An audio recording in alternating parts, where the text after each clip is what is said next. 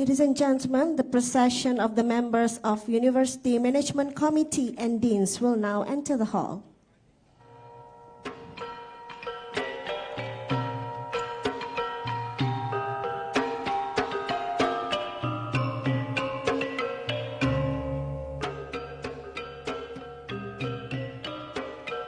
Announcing the arrival of Yang Berusaha Professor Dr. Mohd Azizuddin Mohd Sani, accompanied by Yang Berusaha Professor Dr. Ayub J. Ahmad, Deputy Vice Chancellor Research and Innovation Universiti Utara, Malaysia, representing Yang Berbahagia Professor Vice Chancellor of UUM.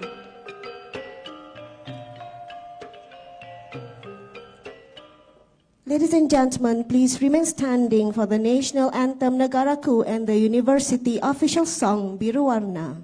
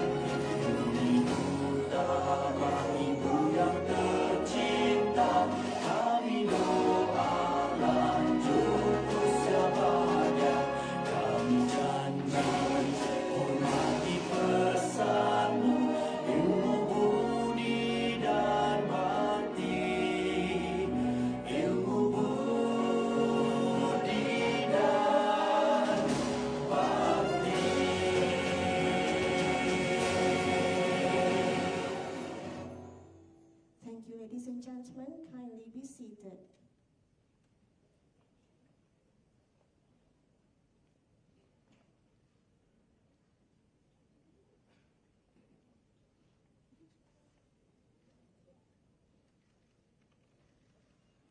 Bismillahirrahmanirrahim. Assalamualaikum warahmatullahi wabarakatuh.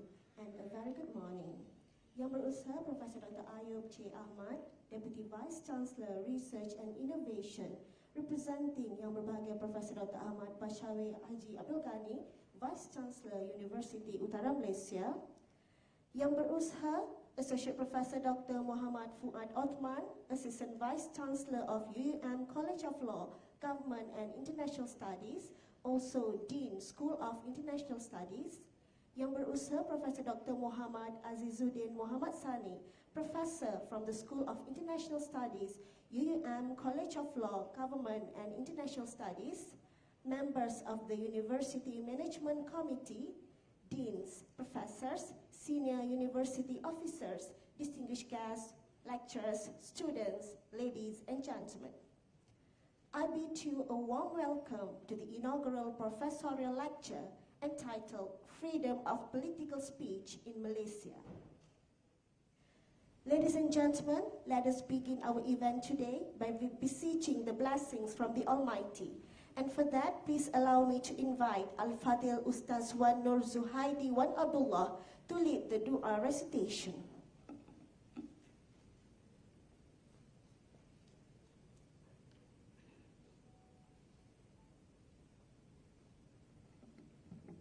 Al-Fatiha. A'udzubillahi minasyaitonir rajim. Bismillahirrahmanirrahim. Alhamdulillahi rabbil alamin. Arrahmanir rahim. Maliki yaumiddin. Iyyaka na'budu wa iyyaka nasta'in. Ihdinas siratal mustaqim. Siratal ladzina an'amta 'alaihim ghairil maghdubi 'alaihim waladdallin. Bismillahirrahmanirrahim. Alhamdulillahi rabbil alamin.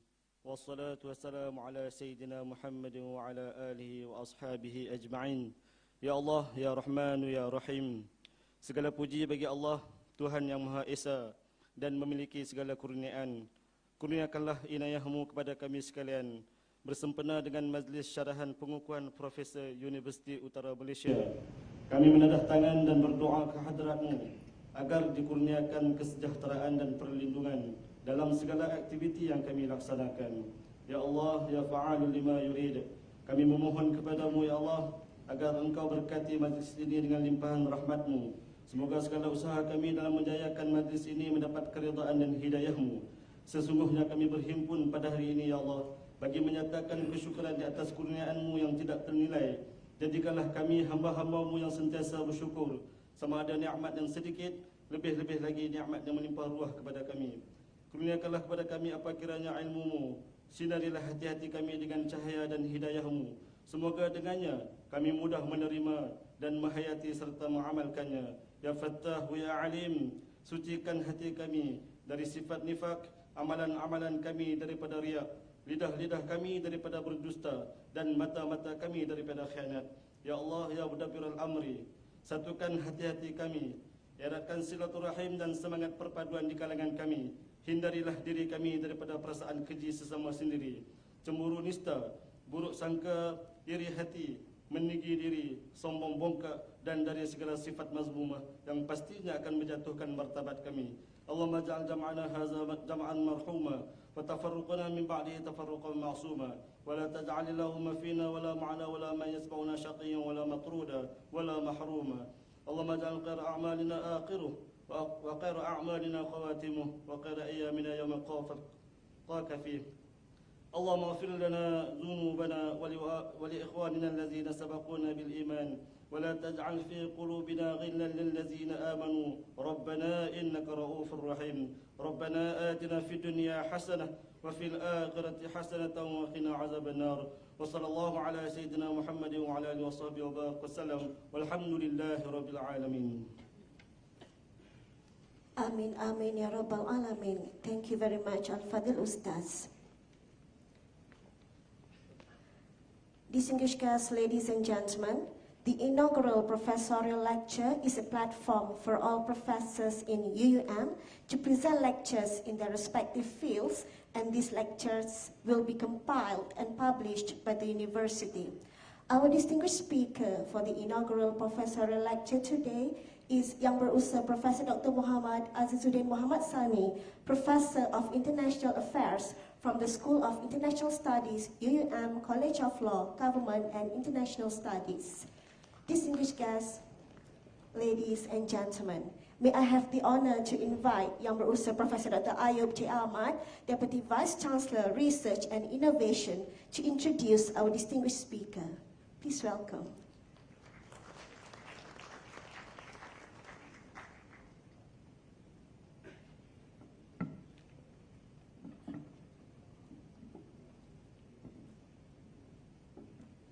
Thank you very much, Madam Moderator. Assalamualaikum warahmatullahi taala wabarakatuh dan salam sejahtera. Alhamdulillah rabbil alamin wassalatu wassalamu ala asyrafil anbiya'i wal mursalin wa ala alihi washabbihi ajma'in.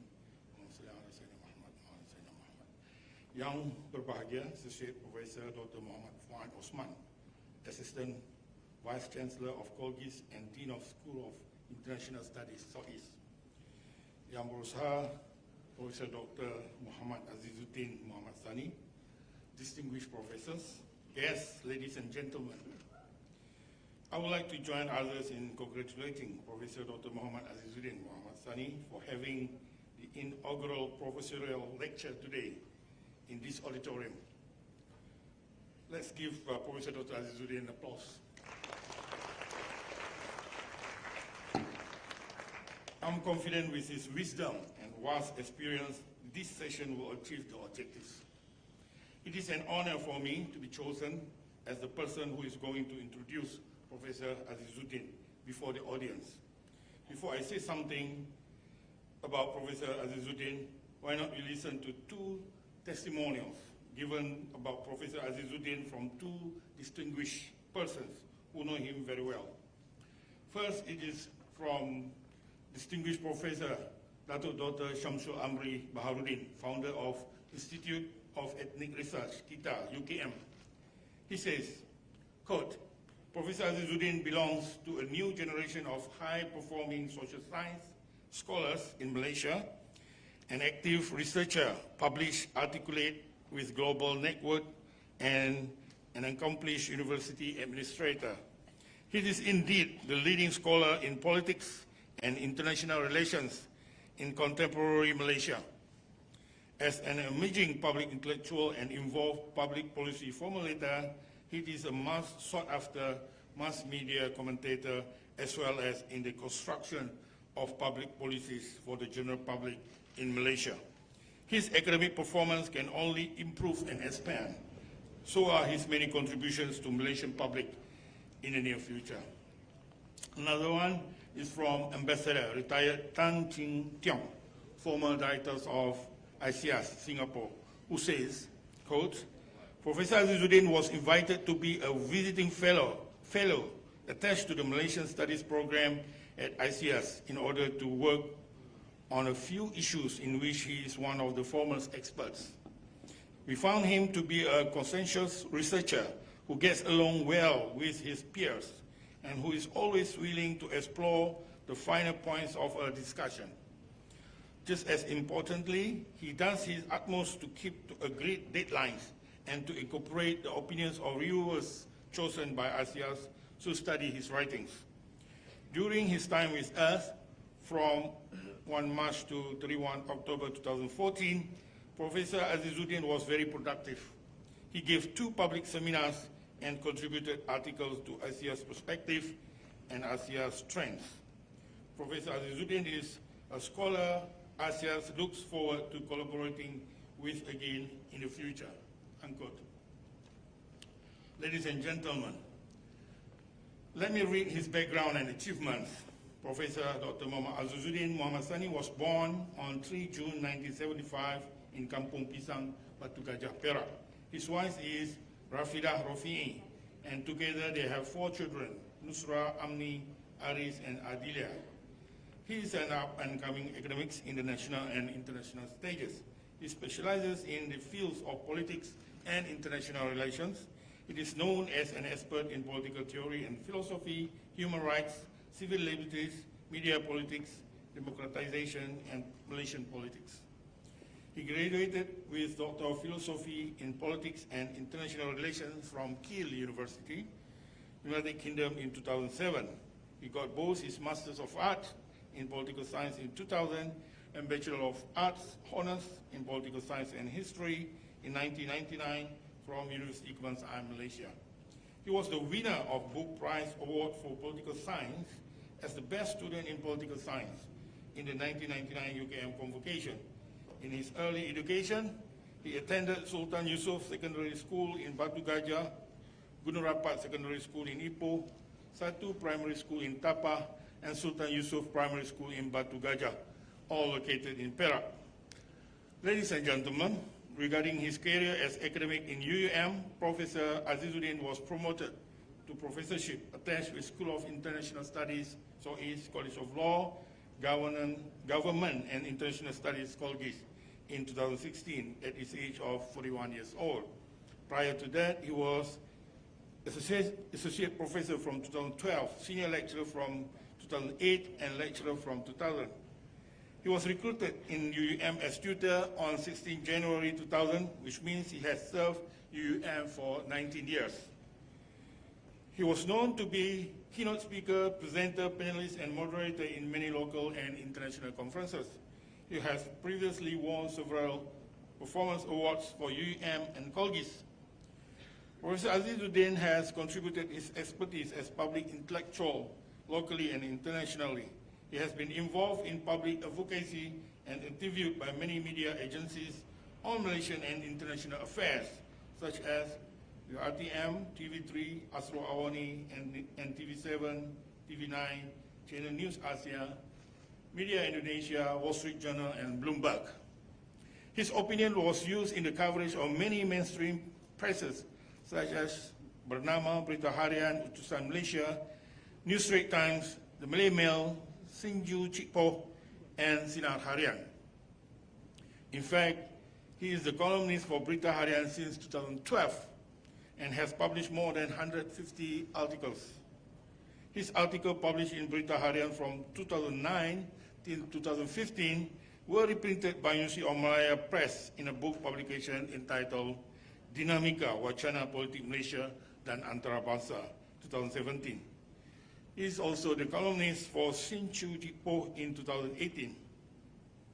Ladies and gentlemen, Professor Azizuddin was invited by Malaysian government to formulate and monitor some national and state policies. He was appointed by the Prime Minister Office as a member of National Consultative Committee on Political Financing from 2015 till 2016, and is still a member of Advisory Board for Research and Training Institute for National Integrity, ICLIN, from 2017 to 2019. He is a member of Advisory Board for the Faculty of Law and International Relations, Universiti Sultan Zainal Abidin, UNIZA, and was a guest writer or karyawan tamu for the Ministry of Higher Education, MOHI, Malaysia in 2011. Professor Azizuddin was also invited by the Division of Legal Affairs, Prime Minister's Office in 2012 to participate in the formulation of National Human Rights Action Plan. He was appointed as a member of Majlis Professor Negara in 2017.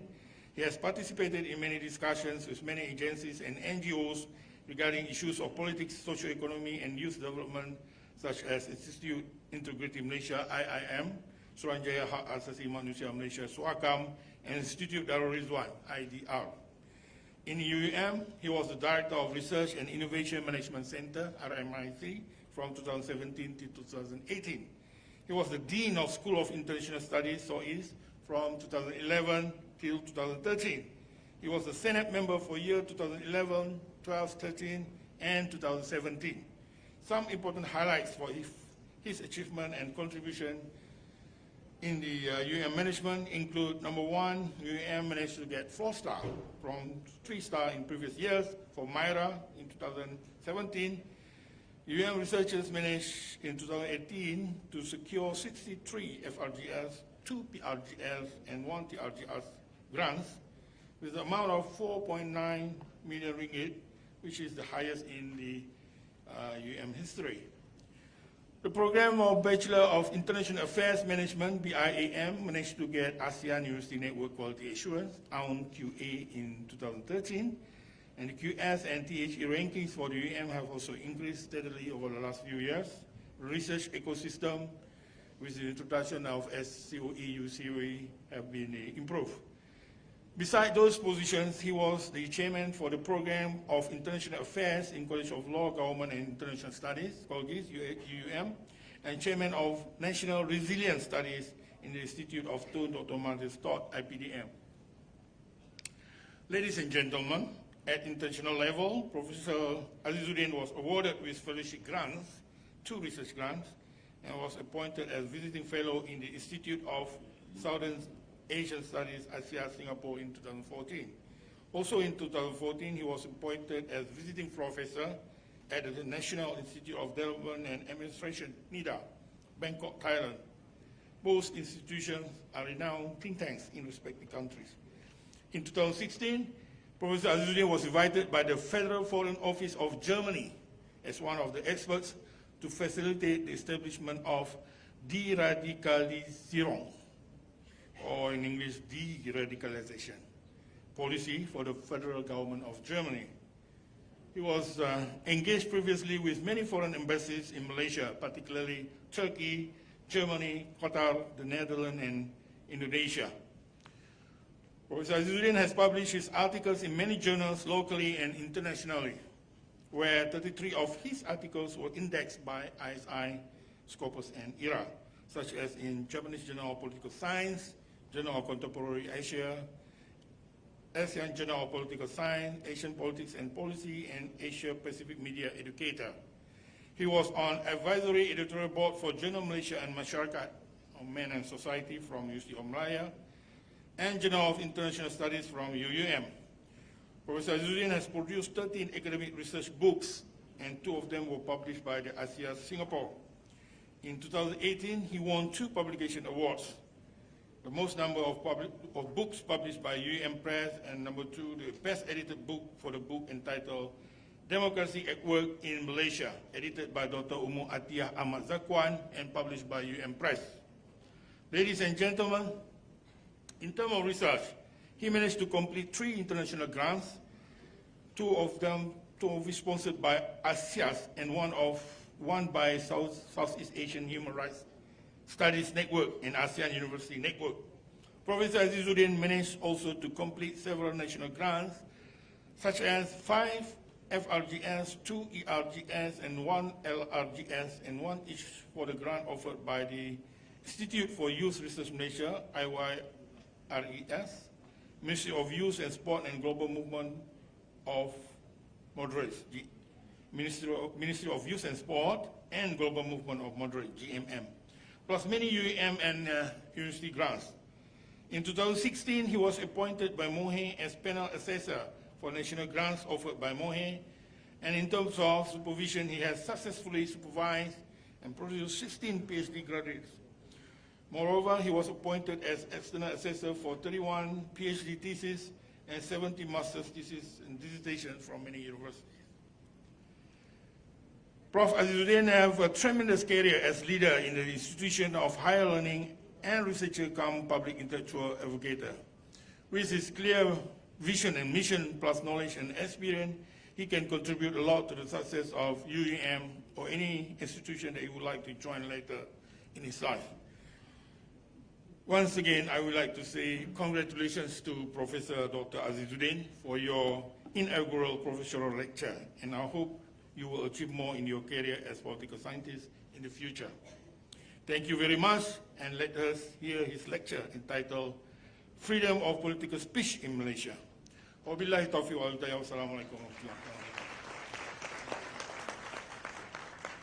Thank you very much, Yang Berusaha Professor Dr. Ayub.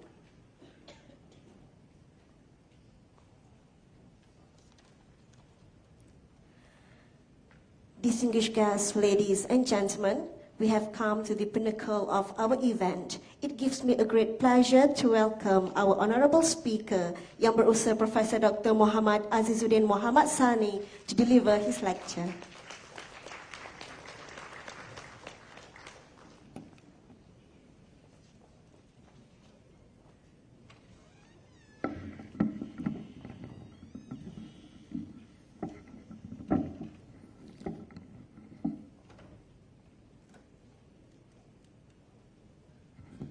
Bismillahirrahmanirrahim. Assalamualaikum warahmatullahi wabarakatuh. A very good morning. First of all, thank you, Professor Dr. Ayub Mohd, Deputy Vice Chancellor for Research and also Innovation. Associate Professor Dr. Muhammad Fuad Osman, Assistant Vice Chancellor for Colgis and also Dean for SOIS. All members of Management Committee of UUM, fellow professors, deans, my wife here, Rafida Rafi, so present here, and ladies and gentlemen. I feel nervous. I won't lie that I'm nervous here, because it's a pinnacle of everybody's career, when we become professor, to deliver a lecture like this, and talk based on our expertise and also our experience as academicians. Then I feel humble here as well.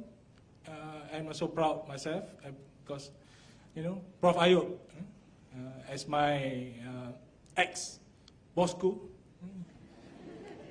with RMSC, and also, he introduced about my background, very lengthy background, my, experience as a scholars, as academicians, also as teachers, and so on. And also, I'm so proud that so is, Prof Fuad here, helping me to organize this event. He's my current bosku. Even though boss is not the right good word to be used, according to Tun Mahathir, because it's associated with the slavery. So I won't use it again after this. And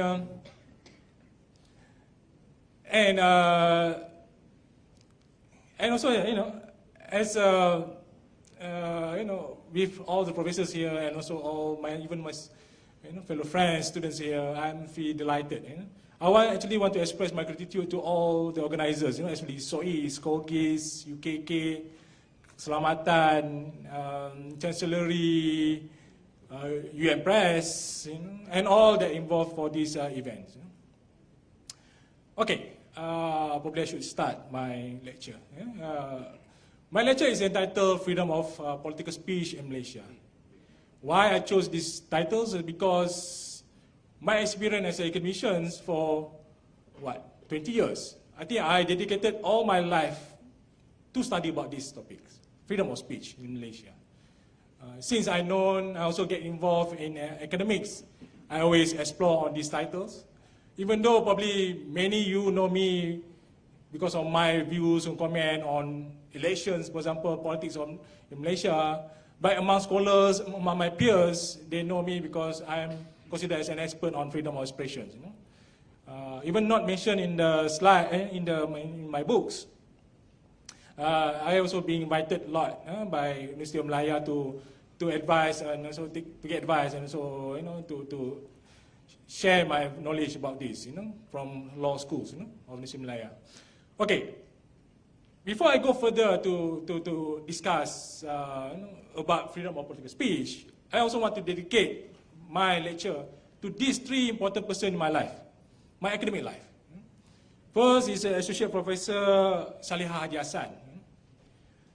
When I was a student leader in UKM, I got involved with many activities, student activities, including, I'm happy to declare now, also Reformasi movement in 1999, 98, 99. So because of that involvement and also observation that I have, I interested to study about human rights in Malaysia back then. So, and when I pursued my studies to master degree in UKM, so I consulted Prof Salihah, and she said to me, human rights is too broad to study. Why not you study, get more a bit narrow in terms of discussion on human rights, because human rights is too broad as a discipline. So later on, I decided to study on freedom of speech because I observed demonstrations everywhere during that period. So I think I want to understand really what's going on with Malaysian politics back then. So I studied about freedom of expression. So my thesis dissertation actually is entitled Kebebasan Mengeluarkan Pendapat di Malaysia in 1999.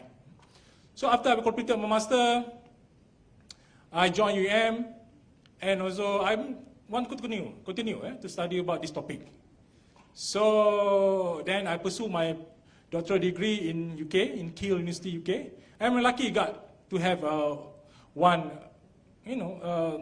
we have chemistry between me and also my supervisor, Emeritus Professor John Horton. So he actually opened up my thinkings, my belief, in looking at this issue, even though it's a very sensitive issue, but it brought up my scopes in looking at this issue. However, Prof. Horton also said to me, freedom of speech is a very broad topic. I thought human rights is too broad already. Freedom of speech, according to him, is too broad. Why not you narrow it down more? So that's why later on, I decided to study only on political speech. So that's how I got my PhD.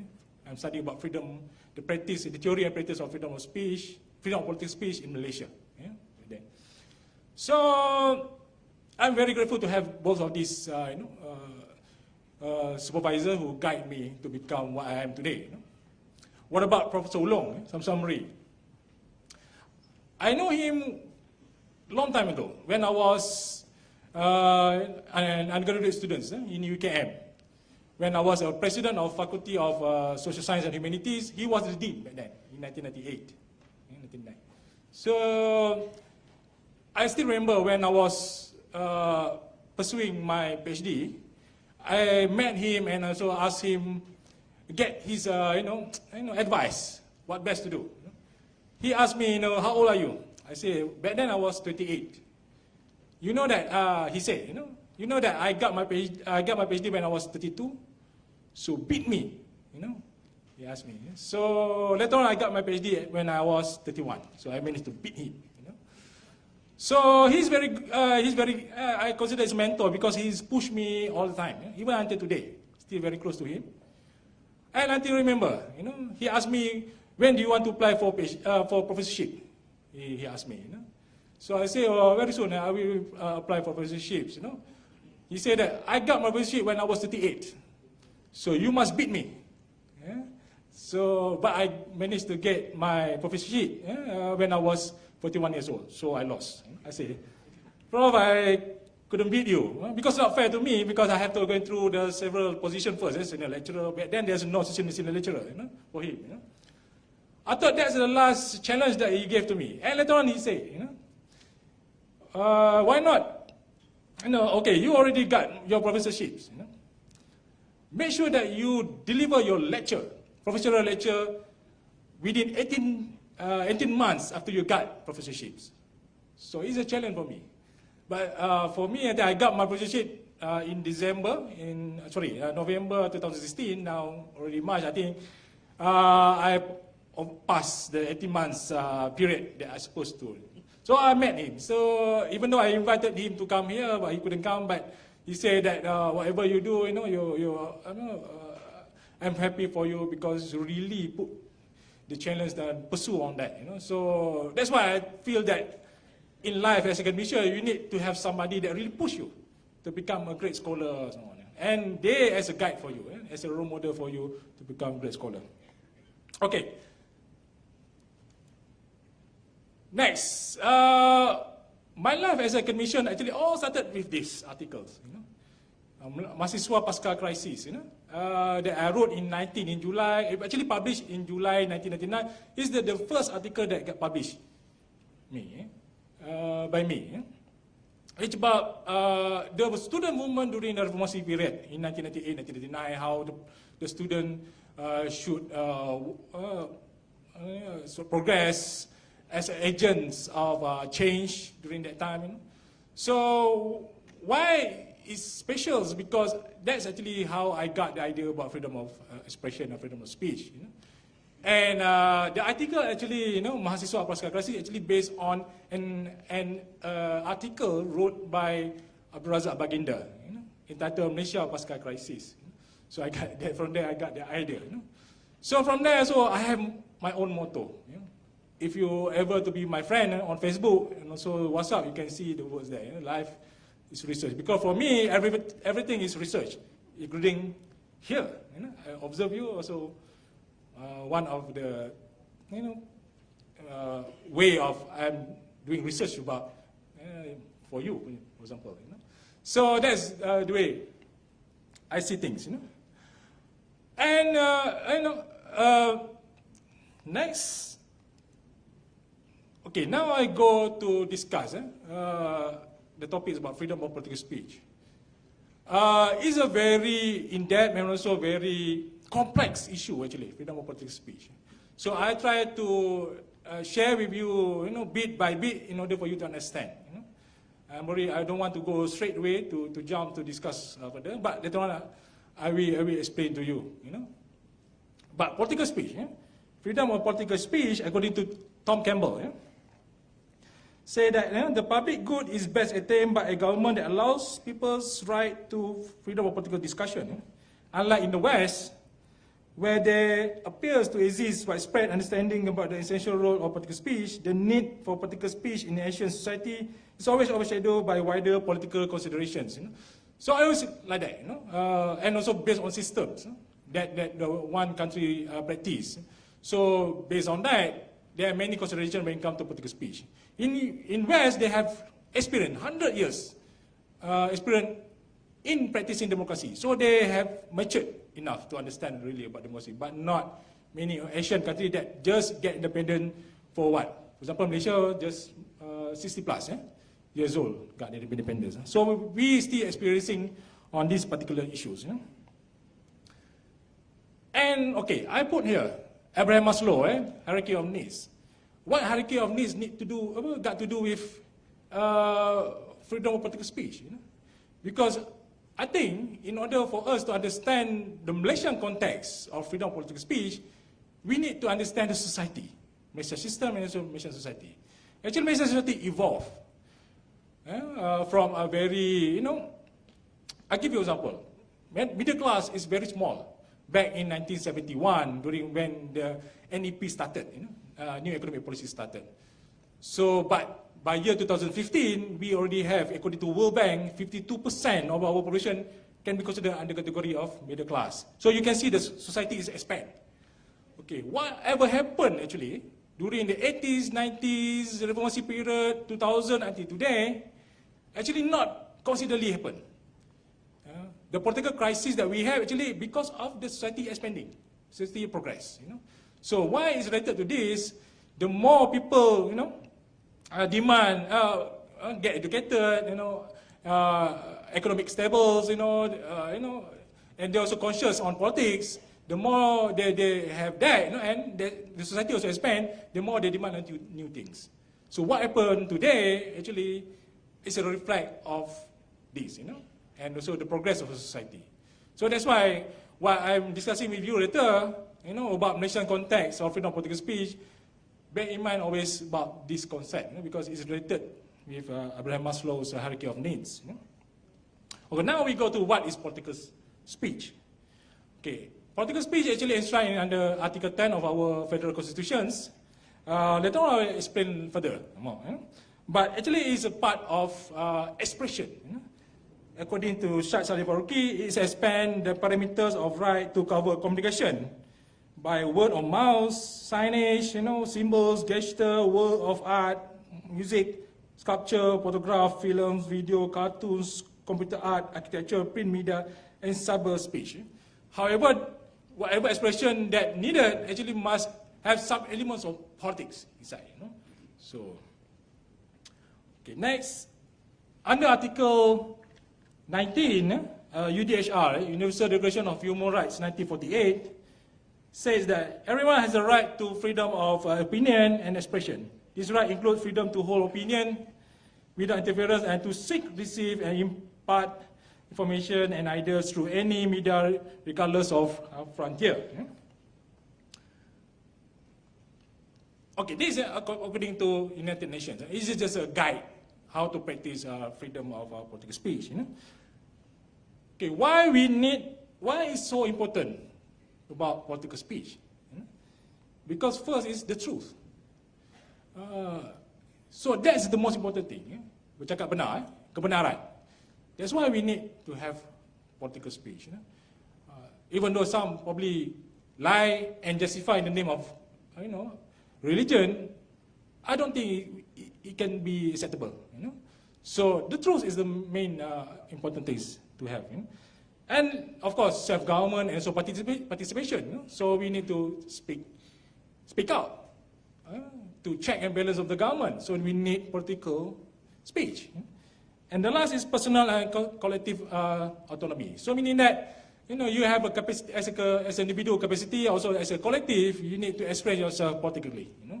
So in order for the government to become more conscious and so responsible to the people. So that's why I think political speech is very important. Okay, later on, because just now I show you, there are many types of political speech, can be a gesture, a photo or everything. So even though this is not included in the books, I just to share with you some of my understanding when observing political speech, and also based on body language. Okay, for example, like this. So you can see that many politicians use this gesture to show that they are thinkers. They think about the people. So, even though Tun Mahathir is not so, because he smiles, the rest show that they are very serious on many things.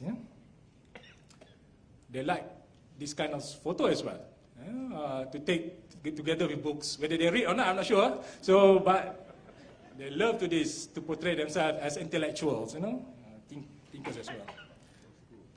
Of course, they like this as well, to show that they are crowd pullers together with people, everything, because people need them. Now, people, they actually need people.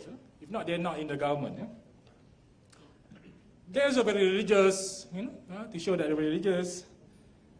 I think the Nik Aziz photo is the most touching photo, being circulated during when he was around, during the elections period, So,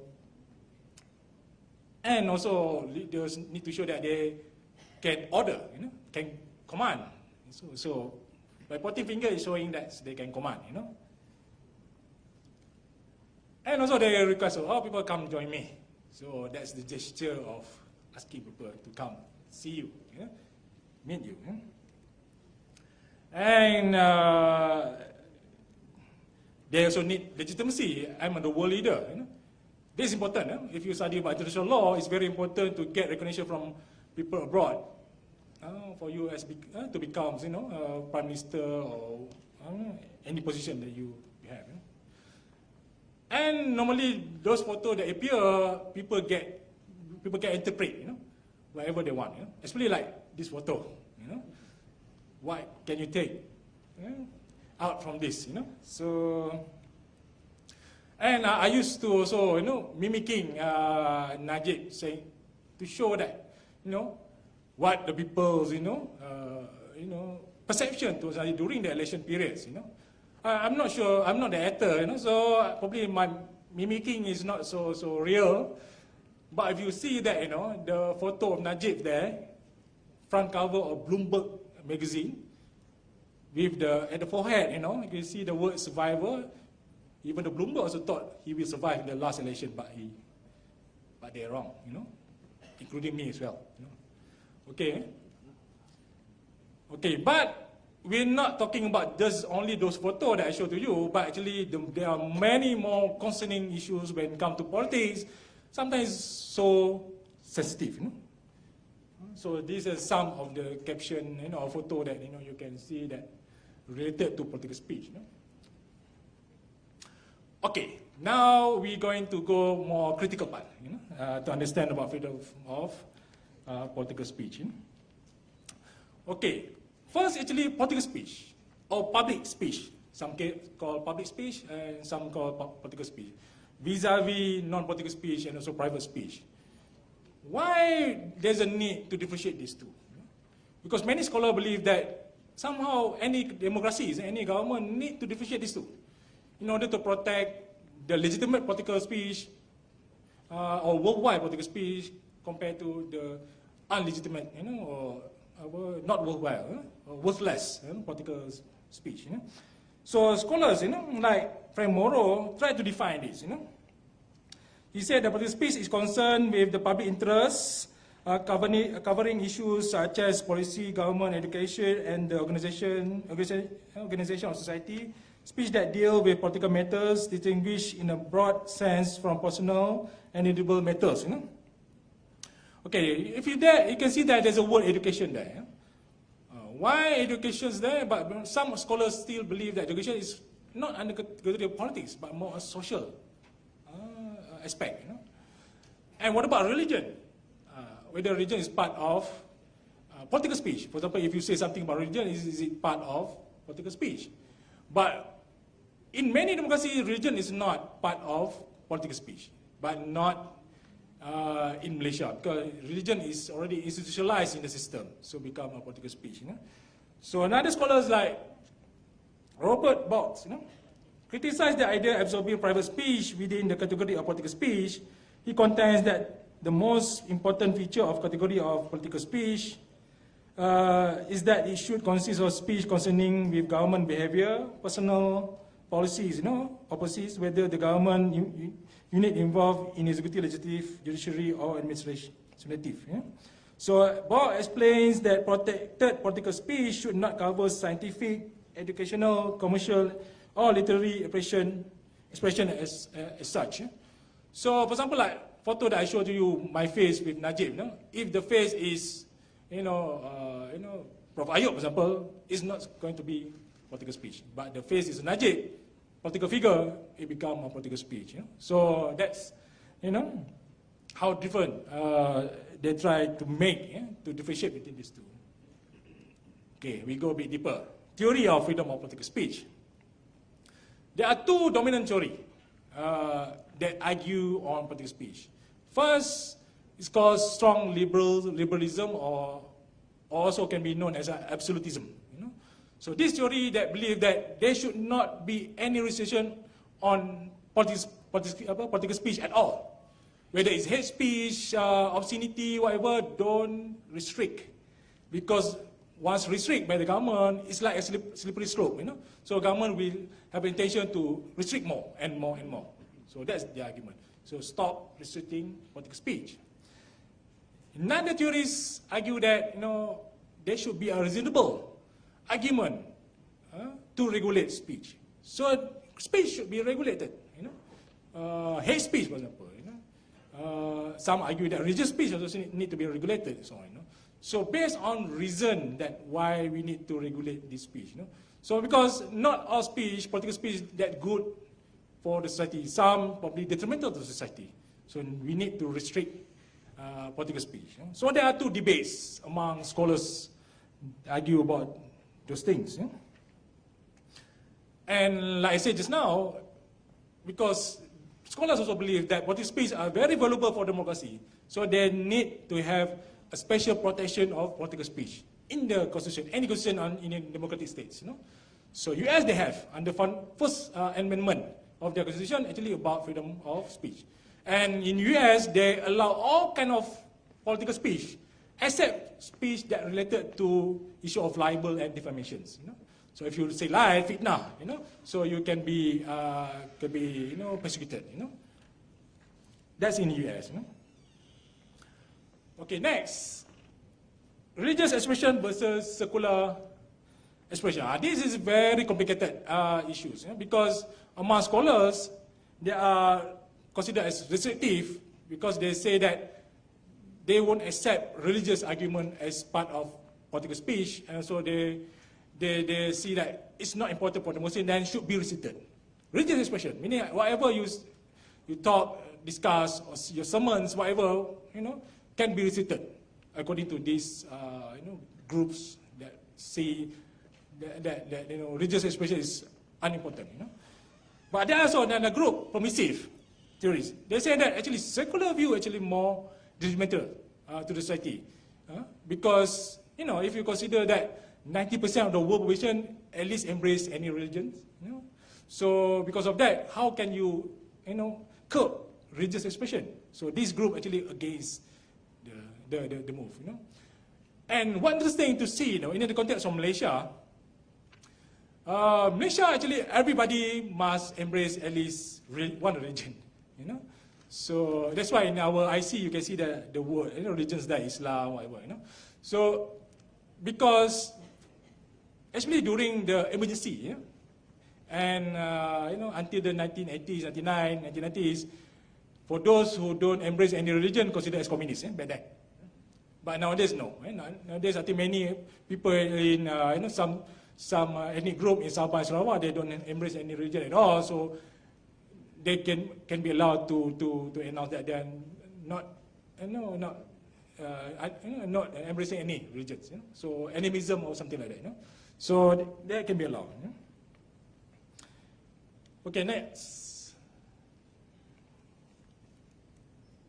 Sorry. Okay, next is about Malaysia. Now we move to Malaysia. In Malaysia, as I mentioned just now, freedom of political speech is enshrined under Article 10 of the Constitution. So you can see that Article 10, Clause 1 allows that every citizen has a right to freedom of speech and expression. That's actually the word that mentioned in the Constitution.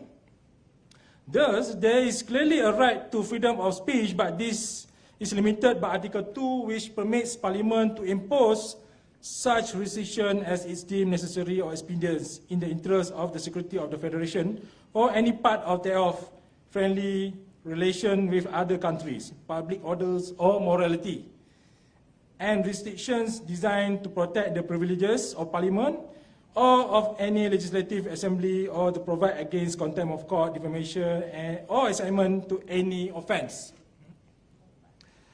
So under Article 10, Clause 4, explain the reason behind restricting freedom of political speech in imposing restriction in the interest of the security of the Federation or any part thereof or public order under Clause 2, Clause A.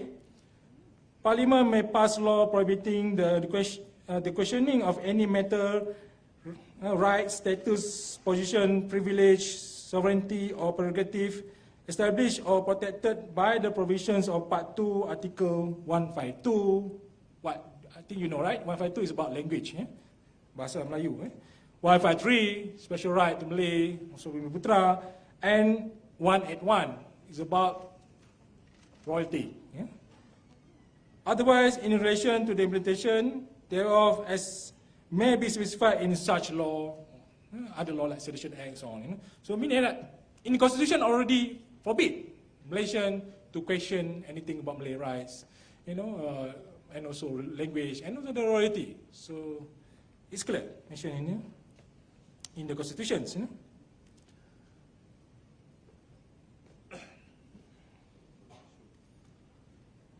Sorry.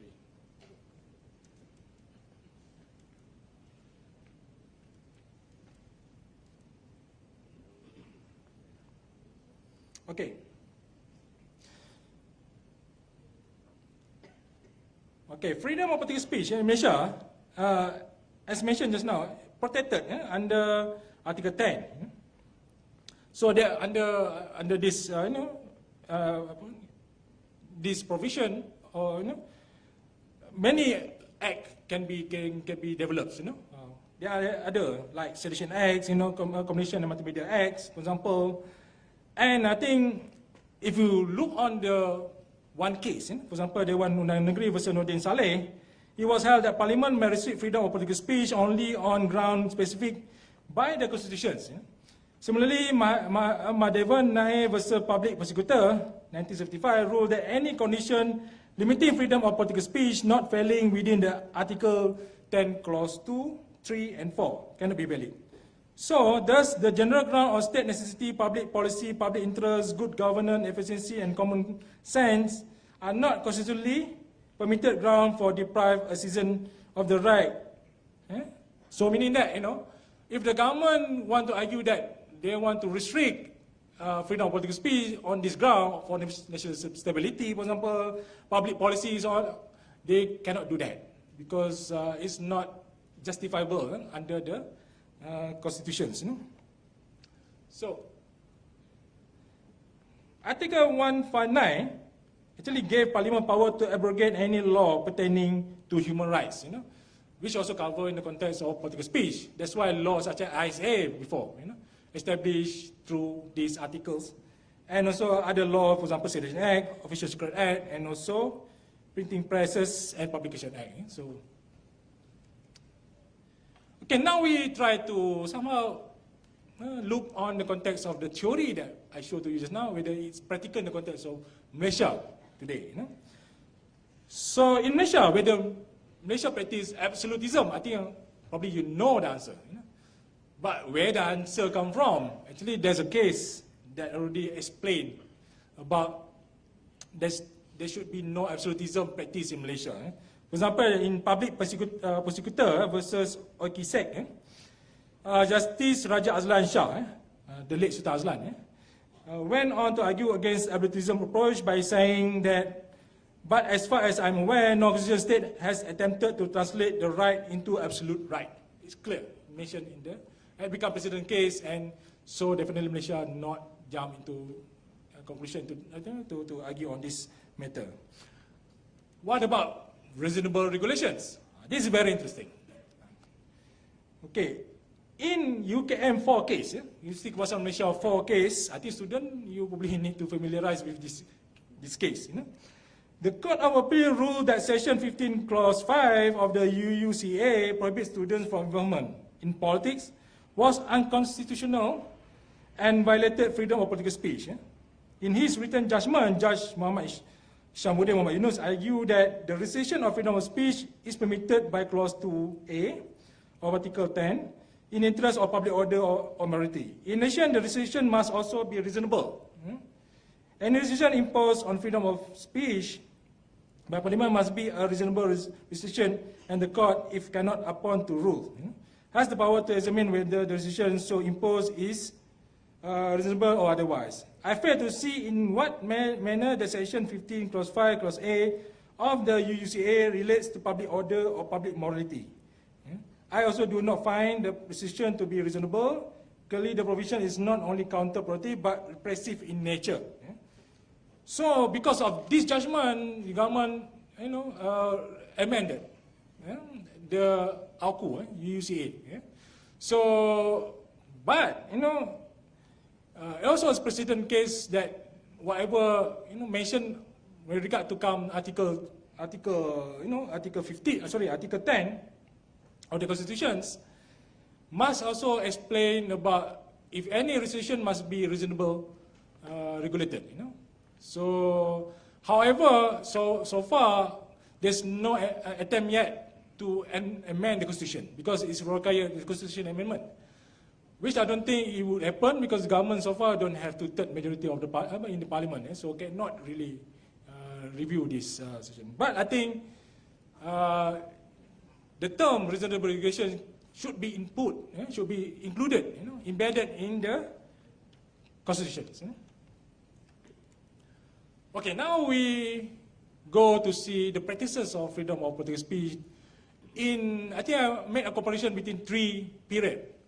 One is Tun Mahathir, the first period, 1981 until 2003.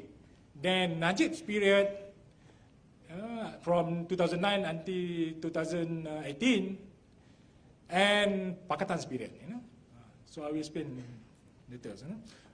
And also I will explain why I didn't include Abdullah Ahmad Bazawi period. So, okay, sorry. Mahathir is known to be autocratic leaders during this period by the observers, political scientists abroad, and even activists in Malaysia during that period. And also his leadership been known as, so his style of leadership been known as Mahadirism. I think quote by Kubutek, for example, that really defined Mahadirism with several criteria.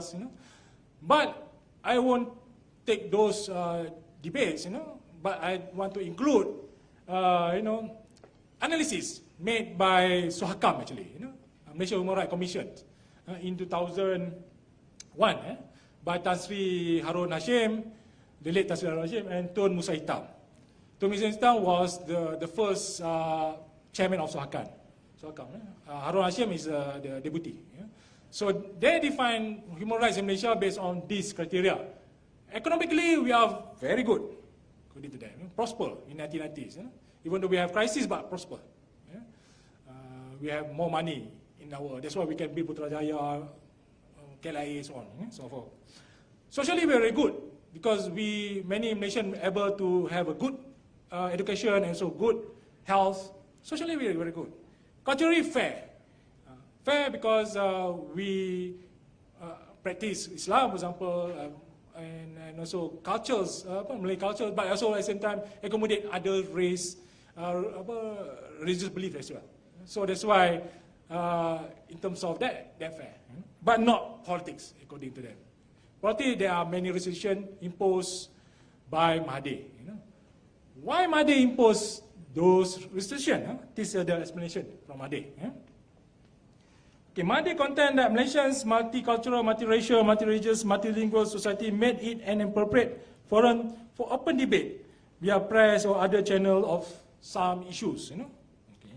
And according to Mahathir again, in Far Eastern Economic Review, 28 October 1996, saying that the threat is from inside, so we have to be armed, so to speak, not with guns, but with necessary law to make sure the country remains stable. Because Mahathir prioritized economic growth rather than political or politics. Because for him, too much politicking also not good for the country. And next, Mahathir also argue that we have problem in Malaysia, in the racial problem are very serious. If we allow the media to go and provoke, instigate people to fight against each other, then I think it's going to be a chaos. So Mahathir urged the need for responsible media in covering such sensitive issues, about race, consider a social responsible press to be the best model. So Mahathir even argued that the best model actually is social responsibility, but he not really defined, what he meant by social responsibility, media. At the same time, Mahathir also propagating action values, that also called, Mahathir model, that the element of action value actually based on Islamic values, strong authority, prioritizing the community over the individuals, and a strong family-based society. If you look on this, action value is really a model of conservative, they practice, conservative politics they practice in Malaysia back then. Okay, that's Mahathir period. Want to have more details, then you can read my books. What about Najib Razak periods? Okay, first I think I want to share that Abdullah Ahmad Dabi I didn't include in my writings, but actually he contributed a lot to open up the society. Not because he want to open up, but because the society pushed him to open up. Because I say that Abraham Maslow just now, for us he demand more things. For example, like in 2003, if not because Mahathir retired or resigned back then, if he continued to contest as a future Prime Minister in 2004, probably what happened to BN in 2008 will happen actually in 2004. Because people already want change. So when Pak Las came, then that's why Pak Las won the biggest majority in history for Barisan Nasional in 2004. Then Pak Las opened up the society and put many reforms. And also he brought the idea of Islam Hadari. Okay, why I mentioned the word not original his? Islam Hadari is not originally Pak Las' idea. Actually, Tun Mahathir's idea. It started in 2001. Tun Mahathir assembled several Muslim scholars, among them Abdullah Mazin, Amir Osman, some others, discuss how to counter the Islamic State concept bypass. Because PAN won big. More than 60% of the Malay in election 1999 voted for opposition back then. For PAS and also Pakatan. No, back then it's Barisan Alternatif. So because of that, they need to create a new model. So it's called in 2001 it's called Islam Hadari.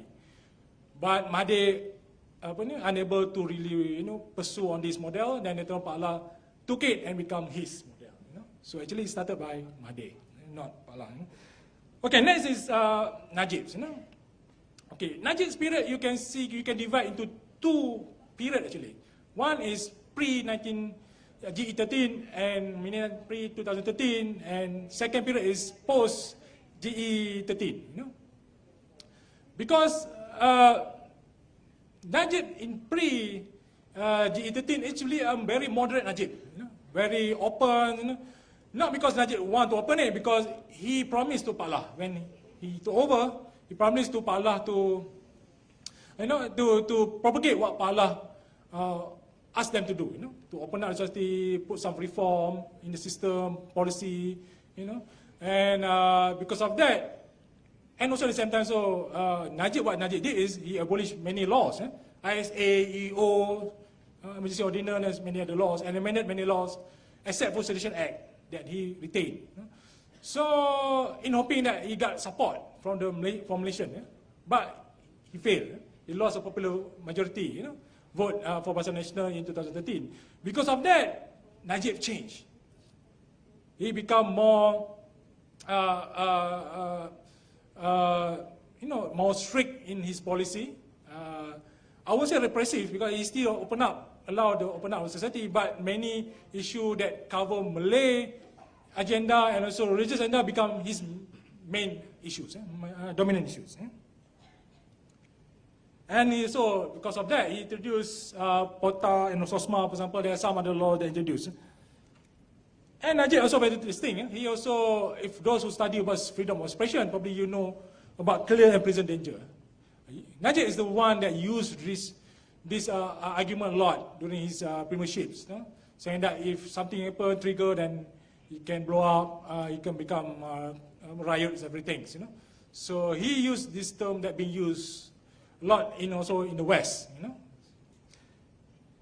But somehow many also criticize Najib, because they say Najib, because of this scandal. For example, like Human Rights Watch saying that because of this scandal, YMDB and so on, he become repressive and so on. So there's debate going on until today. I think you also, if you follow closely Malaysia politics, you would know that this issue being circulated, still until today. And what about issues? During Najib period, actually, there are many issues when it comes to national security, because somehow suddenly we have ISIS, the Islamic State, Daesh. So we need to have law that curb these activities. And Daesh is also very good in using political speech, religious speech, to persuade people, to join them, and also they get very expert in using social media, because they are students that get married through Skype, for example. There are so many. They they use the propaganda to persuade people to join them. But also the same thing is public order, how to ensure that countries remain stable. Actually, during Najib's period, actually Malaysia relatively very stable. There's no chaos, But of course, people become more open, using social media actually to attack each other, opposition, and so government, and so on, and other people's, other groups, so on, And at the same time, so Sedition Act also being amended, but only some element that be included, Not really, because Sedition Act is too broad in the context of Malaysia. I think current government realized that they're going to, to amend, to make it clear what can be considered seditious and what not, But in current stage, it's very too broad. Hate speech become a big issue during this period, and anti-fake news. I think we have law, Anti-Fake News Act, but being approved by the Parliament just few months before, I think 2 months before the elections, last elections. But now I think Pakatan tried to abolish the law, But they still fail to abolish it because the Dewan Negara, voted against the move to abolish the law. And other things, I think Prof Ayod just now mentioning that I involved in the Human Rights Action Plan. I used to involve at the beginning. But Najib actually announced just a few months or so before the election that Malaysia are going to implement called a National Human Rights Action Plan to guarantee and safeguard human rights, including political speech. But somehow I think it's too late. Too late. I don't know whether this is because of election purposes or because of what, I'm not sure, but it's too late in terms of implementation. And so far I have yet to heard any, to hear any Pakatan leader that really argue on this matter right now. And another thing is that, really portraying, the era of Najib. Actually, there are many religious issues being discussed, with regard to, for example, like issue of, Tauliah, for example, become important issues. And also monitoring liberal, Shias, issue of cross-dressing, and suddenly private speech become political speech. Many. Actually, when involve books and also song, singing, so on, become public speech. Okay, that's Najib's period. What about Pakatan? Okay, I think to be fair to Pakatan is still new. They also really want to catch up, reform that they plan to do. But they promise a new Malaysia. That's what they promise. So when promise new Malaysia, they're going to allow any political speech, even the speech that insult them. So that's what Mahathir did. When people insult them in Langkawi, those people were detained, but he said release them. So they released. Except for those who insult, Prophet Muhammad, for example, or Isa, religion, so on, or race, then probably can be pursued, can be prosecuted under Penal Code and also Sedition Act. Okay, Pakatan also released a manifesto that try to abolish Sedition Act, many law, Prevention of Crime Act, Prevention of Terrorism Act, POTA, Commission on Communication and Multimedia Act, Anti-Fake News Act, so on. But some of the law later they decided to retain. For example, like POTA, I think they decided to retain, but they want to put some amendment to the law. And Mahathir also gave statement when it comes to issue in this temple. I think you know already, right? One of our firefighters lost his life, and he says that no one can act as one like in violation of the law and cause anxiety among the people and chaos in the country. So meaning that hate speech in the agenda of the government to really combat. So they really worry, especially the online. Offline manageable, but offline cannot control. So that's why government will impose something on this. And for example, like hate speech, I mentioned just now, Saleh Buang, one of the also scholars, they argue that free speech is the freedom to voice out our thoughts and expression without restriction, while hate speech is the abuse of this freedom to harm others. Hate speech actually something that we cannot stop, but we need to really cater for this, combat this. If not, they can create division in the society. And there's an agenda as well from the minister, for example, Mujahid Surawa, argue that probably government want to introduce 3 at least law on this to combat this issue. And another is the ICERT, for example. ICERT, okay, government have a tendency to ratify. They believe probably they want to ratify many international law, at least 6, I think, international law. So why they cannot pursue on ICERT, for example, because they don't have enough number to really ratify and also revise this. So, but they can sign this. For example, like ICERT have, in the one of the provision, arguing about hate speech, meaning that ICERT really allow the government to really tackle on these issues. For example, like in the case of Japan, in Japan there's not much case of hate speech, but they ratify ICERT, and they enact Hate Speech Act, for example, in 2016. So because of they ratify ICERT, so if Malaysia ratify ICERT, for example, they need to also have similar law. And not only ICERT, for example, like ICCPR is International Covenant on Civil and Political Rights, and many other rights as well, in the agenda of the government to ratify. So probably now not the suitable time to ratify, probably they still need to study this, but in the future I think they will ratify. What about the press? Okay, the press, very interesting nowadays. Actually you can compare between now and previously. Now it become more open. There are coverage in the newspaper and so the televisions, for all parties. Not unlike before, but now it's very open. Of course, some priority given to government to explain government's policy, everything, but still coverage being given to all. So, in fact, debates for UMNO presidency, in the last UMNO election, being televised live, I think in extra money. Yeah? So I think you can see that they become more open now. However, some activists like Stephen Gall, for example, saying that there are many things need to be done. 35 laws still, regulates the news press, for example. So the government need to study all this and quote what he said. Therefore, even if new people come into power, they will not be able to inflict too much damage on media freedom. So this group of people push to the reform on media. However, during short period of Pakatan government rule in Malaysia, there's no change so much in our position on press freedom. Still number 145. However, when it comes to circulation, sorry, not so clear, but I think you can see the line. The circulation dropped rapidly.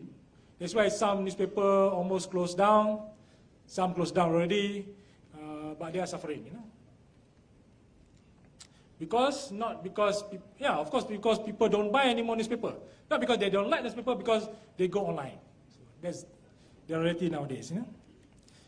And Anwar Ibrahim, I'm not sure whether he's a future prime minister or not, but he did argue supporting press freedoms. So we can hold his view when he's in power later probably.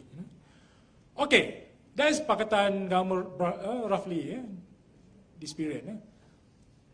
Okay, what I want to propagate, okay, I want to propagate more a model of social responsibility when it comes to political expression or political speech. So for me, in the new Malaysia, this theory of social responsibility advances 5 important arguments needs to be pursued on this. The creation of a community that balances individuals' rights with the goods of the community. So, of course, individuals' rights need to be protected, but need to be balanced by community. And sometimes, if these two clash, we favor the community first. Promoting responsible government that encourage public deliberation. Publish. Legitimate and civilized public deliberations, not hatred public deliberations. Third, establish regulation, procedure, and practice of truth-seeking and managing its disseminations. We're not only talking about truth-seeking, seeking the truth, but we also need to realize that we need to manage the truth. Sometimes the truth is also so difficult to be absorbed and become, circulated, and can create chaos actually. So that's why some group, for example, like communitarianism in UK, in US, they propagate on managing the truth instead of just seeking the truth. Okay, for discovering and promoting the common good, okay, and the last one, encouraging the creation of a strong civil society for consensus politics in the process of public deliberation. So there's a concern actually in Malaysia that civil society become weaker today, even within the Pakatan government's period, because civil society become partisan. They take side, which party, which group. So because of that, I think their position become biased. So we want to have a civil society that really balanced, can argue and also representing the people, even though they're not really like wakil rakyat, in the parliament and so on, but they can represent the people, on issues, certain issues. Okay, next. It's also recommended that Malaysia seek to transfer into political culture from that of neo-feudalism. Okay.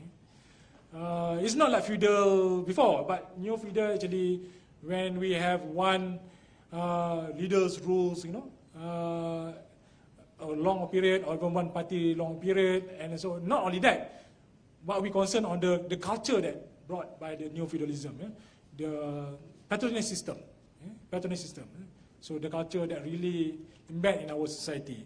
So why not try to limit this, Through realizing the two-party system. I don't know whether now we already have a two-party system. I think we have. But Malaysia is unique. Malaysia not really practicing one-party system, but practicing not presenting two-party system, but presenting two coalition party system. So very unique in the context of Malaysia.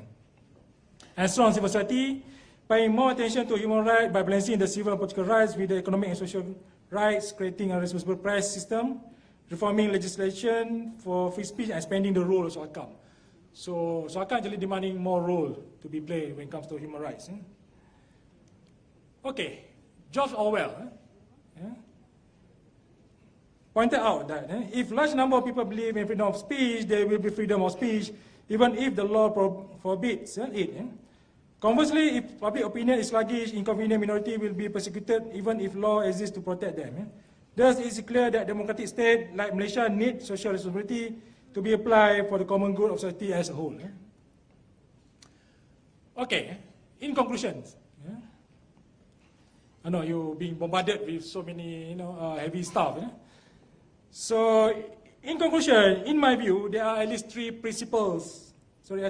immediate steps should be taken in strengthening freedom of political speech in Malaysia. That's what I believe. First, amending the Article 10 of the Federal Constitution by adding the term reasonable regulations in order to ensure that any decision is justifiable and reasonable before the law. Second, introducing a new act on hate speech in protecting the race relation in Malaysia. We can afford not to have the law, because easily can, race riot can easily happen in Malaysia if not controlled enough by the authority. Third, clearly defining the constitutional protected political speech, especially when involved the royalty, races and religions. I also agree with Syed Salim Faruqi, a constitutional expert, who suggests several actions should be taken.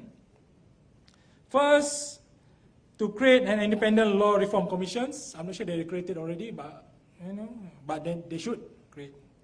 The second is Parliament must set up a special committee on human rights. I heard they already, established this. What I heard, led by MP from Merbuk, if I'm not mistaken, Nurin Aina. The third, Malaysia has to ratify most international treaty and convention on human rights with reservation if needed. So, we are a small country, we want to become international player, we need to ratify this, I think. But of course, we need to put some reservation because not all provision in the international law actually suit our society, and also our belief in Malaysia, and our politics as well, our culture and so on. So, but study need to be taken, to really ensure what the details of this international law. But of course, we need to ratify. If not ratify, I believe we just can sign it. No harm to sign the international law actually. Last, I'm not showing Anwar Ibrahim actually. This is the article probably the time in 1998, I think. Of course, he said Anwar is there, Malaysia with Anwar. But I want to ask you to look at the question down there. Can Mahathir make the spirit of democracy fade away? I think somehow Mahathir already embraced reformacy now. So he agreed with many of ideas. Of course, reform ideas evolve. It's not static, depending on what the society is, the makeup of society right now. But of course, the ideas reform being accepted already by. The only thing, the big issue is actually people looking for that. What happened in Semenyih, Kebayan Island, whatever, actually people looking for that. The only thing Pakatan so far late to deliver it. And not to blame Pakatan as well, because the system won't allow to move very fast to do the reform. So because of that, I think probably they need time, but whatever reform they go on to do, that they can do fast, probably they will do it. Actually after Semenyih, Okay. Thank you very much. Wabillahi taufiq wal hidayah. Assalamualaikum warahmatullahi wabarakatuh. Thank you very much, Prof, for the very interesting, very inspiring and thought-provoking presentation. May I ask you to remain on the stage, and ladies and gentlemen, to convey our deepest appreciation and highest gratitude to our speaker today, please give me an honor to invite Yang Berusaha Associate Professor Dr. Muhammad Fuad to accompany Yang Berusaha Professor Dr. Ayub to the front.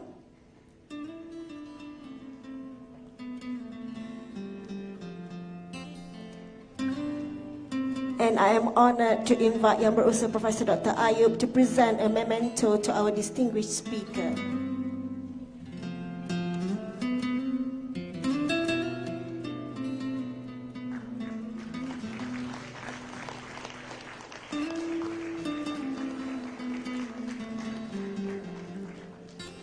Thank you very much. Please take your seats.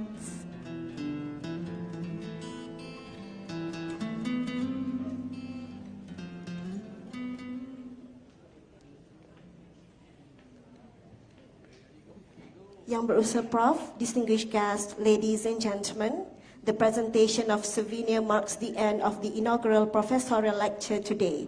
It has indeed been a great day, and we sincerely thank all guests for gracing the event today. Our heartfelt appreciation also goes to Yang Berusaha Professor Dr. Ayub and all parties involved in making this event a success. Until we meet again in another event, thank you, and terima kasih.